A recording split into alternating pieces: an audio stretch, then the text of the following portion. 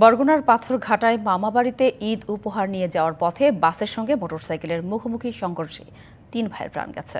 সকালে পাথরঘাটা ঢাকা শহরের পাথরঘাটা উপজেলার রায়হানপুর ইউনিয়নের সোনার বাংলা এলাকায় দুর্ঘটনা ঘটে। দুর্ঘটনার পর বাসের চালক ও সহযোগীকে আটক করা হয়েছে। আইনি প্রক্রিয়া শেষে পরিবারের কাছে হস্তান্তর করা হয়েছে মরদেহ। প্রত্যক্ষদর্শীরা জানান, সকালে পাথরঘাটা থেকে ঢাকা যাচ্ছিল রাজীব পরিবহনের একটি বাস। সোনার বাংলা নামক এলাকায় বিপরীত দিক থেকে আসা একটি মোটরসাইকেলকে চাপা দেয় বাসটি। এতে ঘটনাস্থলেই প্রাণ যায় মোটরসাইকেলে থাকা ৩ ভাই নাইমুজ্জামান শুভ, শান্ত ও নাদিমের।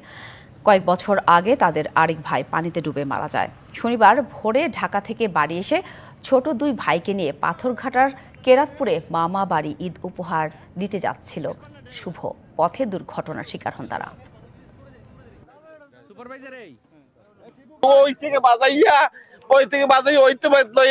আমার ৩টে বাইক নেওয়া, আমি জীবনে বহুত কষ্ট করছি।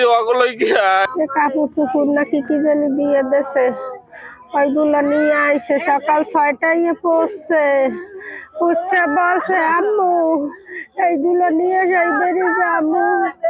আমি কইছি আব্বু এখন তো সারা রাত জার্নি করে আইসো, একটু তারা যত দ্রুত আমাদেরকে লিখিত দিবে আমরা একটা মামলা, সড়ক পরিবহনের মামলা নিতে পারবো। এর আগে শুনছে যে ওরা দুর্ঘটনা ঘটাইছে এবং আইনানুগ ব্যবস্থা তাদের বিরুদ্ধে গৃহীত হয়েছে।